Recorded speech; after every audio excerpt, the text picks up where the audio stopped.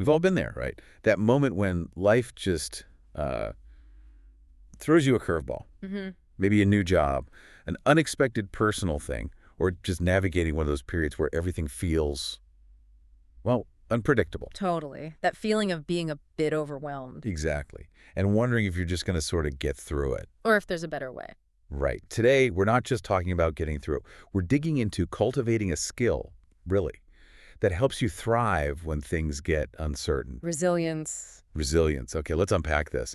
We're doing a deep dive, drawing on some powerful insights from George Bickerstaff's work on cultivating resilience. It's great stuff. It really is. And our mission for you, listening in, is to move beyond just, bouncing back. Yeah, that phrase. We want to explore actually bouncing forward with purpose and hopefully give you some actionable strategies for your own life, your work, maybe even your community. Sounds good. So when we hear resilience, I think most of us picture someone who's just tough, shakes off his setback. Right, the stoic image. Yeah. But Bickerstaff's work and the other research we looked at, it suggests it's much more nuanced than just like raw endurance. Definitely. It's about this idea you mentioned, bouncing forward. What exactly does that distinction mean? Why is it so important? That's a fantastic place to start because bouncing back, well, it kind of implies going back to how things were before. Okay. Which, honestly, might not even be possible after a big challenge, or maybe not even what you want. Right. Things change you. Exactly. A challenge, by its nature, shifts things.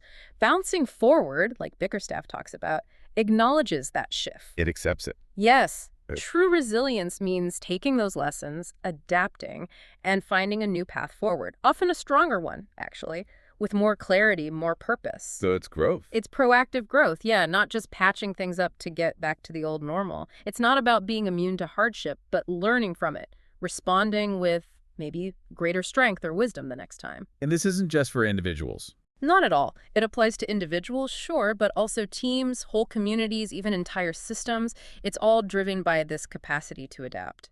That makes so much sense. So it's less like a fixed trait. You either have it or you don't. Oh, definitely not fixed. And more like something learnable, something we can actively build. Precisely. This isn't some kind of innate superpower you're born with. The research really emphasizes it's rooted in your mindset, your habits, and crucially, your social support system. Okay. You see it like in Olympic athletes who reframe an injury. It becomes a chance for focused training on something else. Right. Or those CEOs tested by crisis. Yeah. They develop patterns, habits, to turn that disruption into a springboard for new strategies. They don't just survive, they actively learn and evolve from it. Okay, here's where it gets really interesting for me, because this isn't just a nice idea, is it? There's actual science behind why some people seem to handle challenges better. Hard science, yeah. The research in neuroscience, psychology, it links resilience to how our brain manages emotion, stays optimistic, keeps effort going. The regulatory functions. For many of us, though, the idea that we can literally train our brain to be more resilient, it might sound almost too good to be true. I get that. Can you break down how these practical things like mindfulness or exercise actually physically reshape those neural pathways? What does that even feel like when it reduces stress? Okay, so the key concept here, undeniably, is neuroplasticity. The brain changing itself. Exactly. The brain's incredible ability to change, to adapt throughout our lives, that's the real game changer. It means our brains aren't fixed structures. They can literally rewire themselves based on our experiences and what we practice consistently. Wow. So when you do something like mindfulness, you're not just calming down in the moment. You're actually strengthening parts of your brain, like the prefrontal cortex. The mandals. Emotional regulation, executive functions planning, decision-making. Over time, doing this makes your default response less reactive, more considered, more thoughtful. Okay, let's flying off the handle. Sort of, yeah. And exercise, too, it boosts neurogenesis. That's the growth of new brain cells, and it lowers stress hormones like cortisol. Ah, cortisol. Right. So you become physically and mentally better equipped to handle pressure, what it feels like. It often feels like a greater sense of underlying calm, maybe increased focus, and just less intensity in your stress response when things do go wrong. That makes sense. It truly is a skill you can hone. It's not just a trait you wish you had. And the sources also highlight this powerful link, almost spiritual sometimes, between resilience and having a sense of meaning. Absolutely. The research is pretty clear on this. People who can connect what they're going through, the adversity, to a deeper purpose. Like their faith or a personal mission. Exactly. Faith, mission, service to others, whatever it is for them. They tend to recover more quickly, and often they grow more deeply from the experience. Why is that? Meaning acts like an anchor. It's a why that helps make sense of the immediate what of the crisis. When you can frame hardship not just as random suffering, but as something that somehow contributes to a larger value or mission you hold, it reframes the pain. Gives perspective. It gives psychological distance, yeah. And a powerful reason to keep going. Think about Viktor Frankl's work, drawing from his time in concentration camps. Right. Man's search for meaning. Finding that why, even in the most horrific conditions, it activates different coping mechanisms. It can give you back a sense of agency, even when external control is gone. Okay, so we've looked at resilience personally, the science behind it, but what about the bigger picture? Organizations, leadership. Yeah. Is resilience there just a scaled-up version of individual toughness?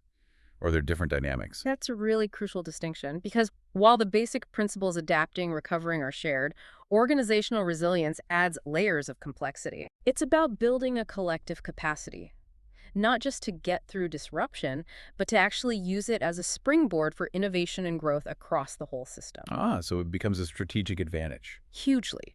Companies with resilient cultures, they're far more likely to keep their best people, outperform competitors, keep stakeholders trusting them when things get volatile. They lead through change, not just react. Exactly. They foster innovation, experimentation, partly because they're not completely paralyzed by the fear of failure. And how do you build that?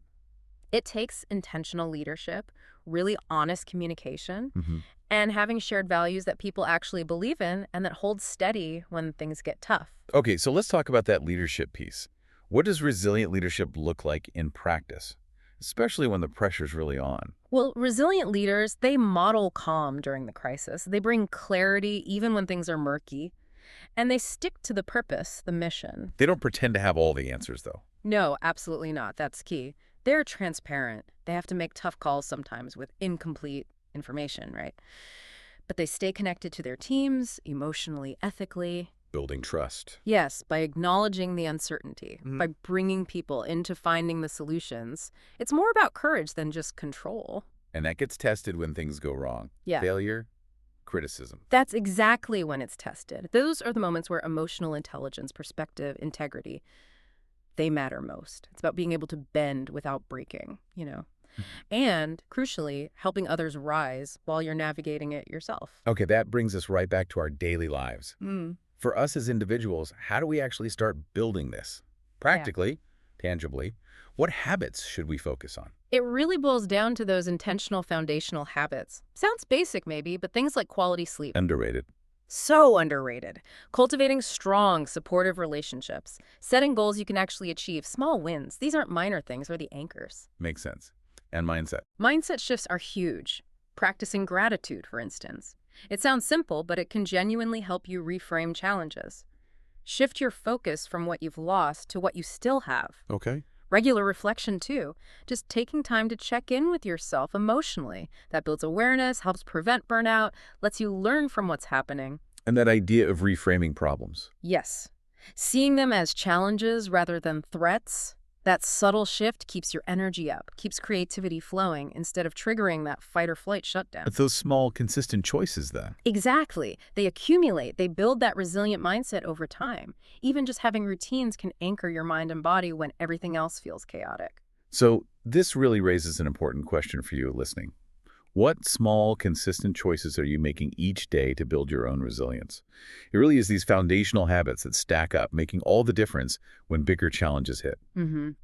Now, moving beyond individuals and companies, the sources really hammer home how vital resilience is for whole communities, economies too. Yeah, the societal level. Looking at public health, for example, what makes a system resilient? And how do we build that capacity to handle major shocks, especially after seeing the lessons from, well, the recent pandemic? Societal resilience, it's not a nice to have, it's genuinely a lifeline for healthy societies, for being ready for the future. So what does it involve? It's about a community's ability to withstand shocks, pandemics, natural disasters, mental health crises, and then recover from them. Not just reactively. No, a resilient system is proactive, it plans ahead, it thinks about protecting the most vulnerable populations, it aims for equitable recovery, not just getting back to normal for some. And COVID showed us.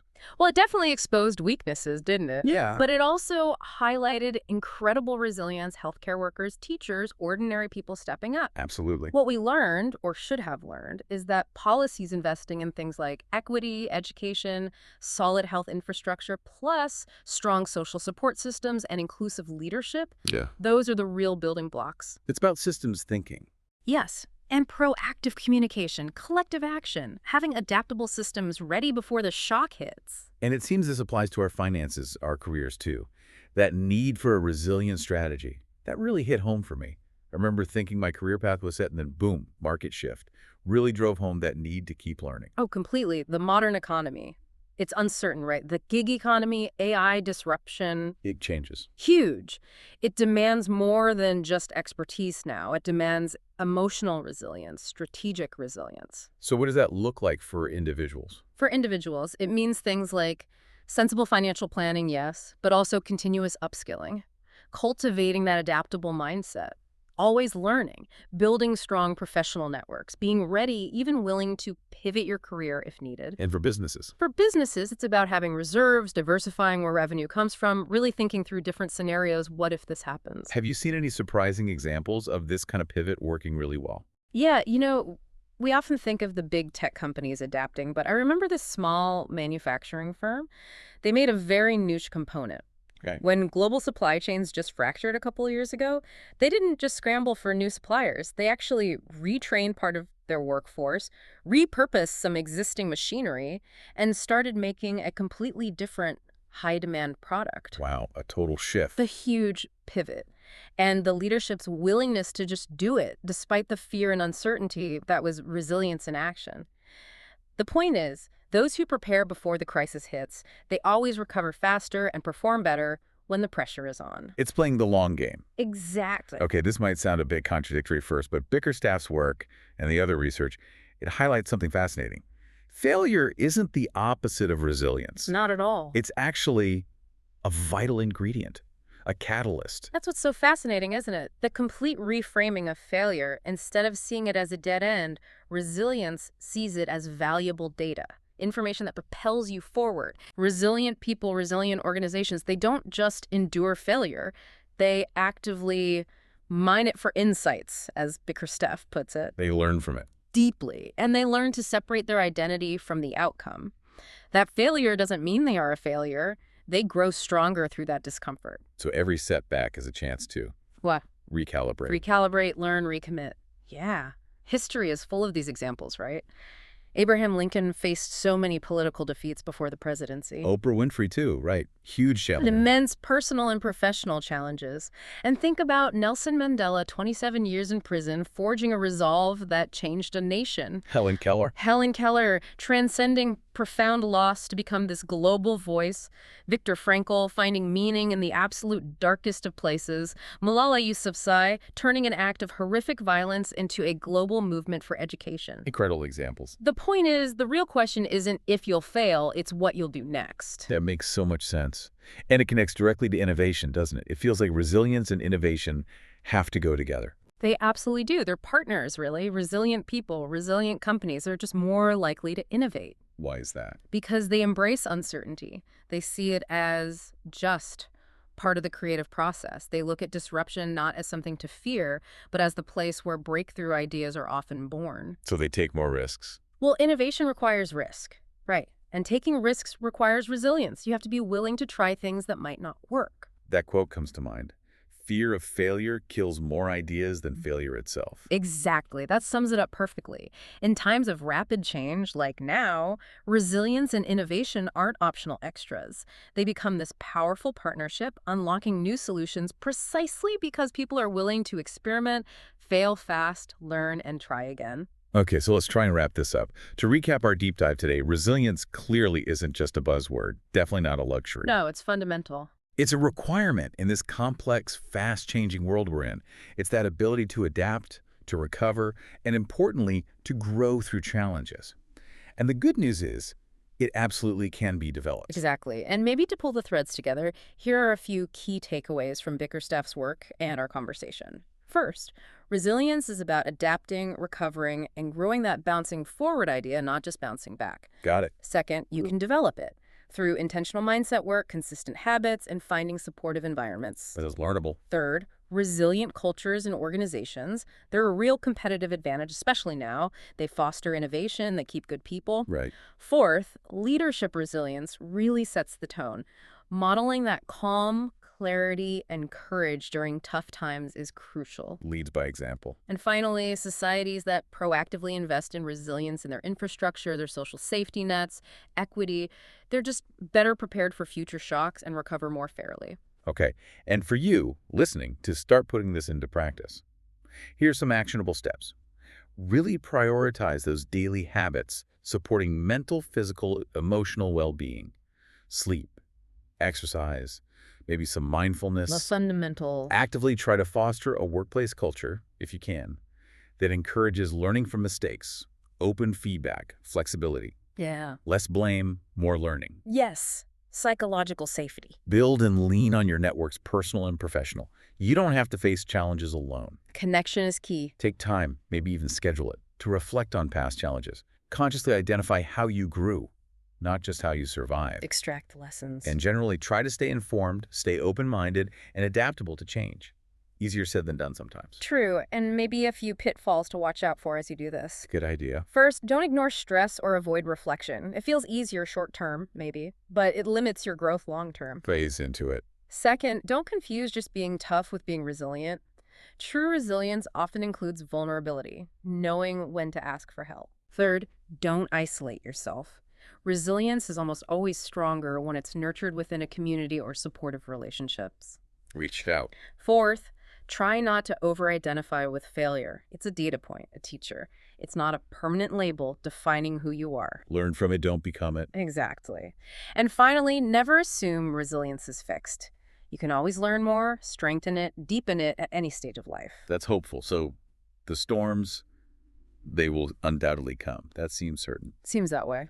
But what this deep dive into George Bickerstaff's work really shows us is that with the right mindset, intentional habits, and those supportive systems in place, we can not only weather them, but actually grow stronger each time. Bouncing forward. Bouncing forward. The future really does belong to those who can adapt, stay grounded, and move forward with integrity.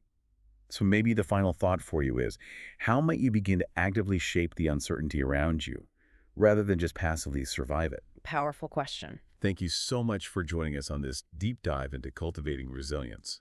We really encourage you to reflect on these concepts and explore how they might apply in your own life.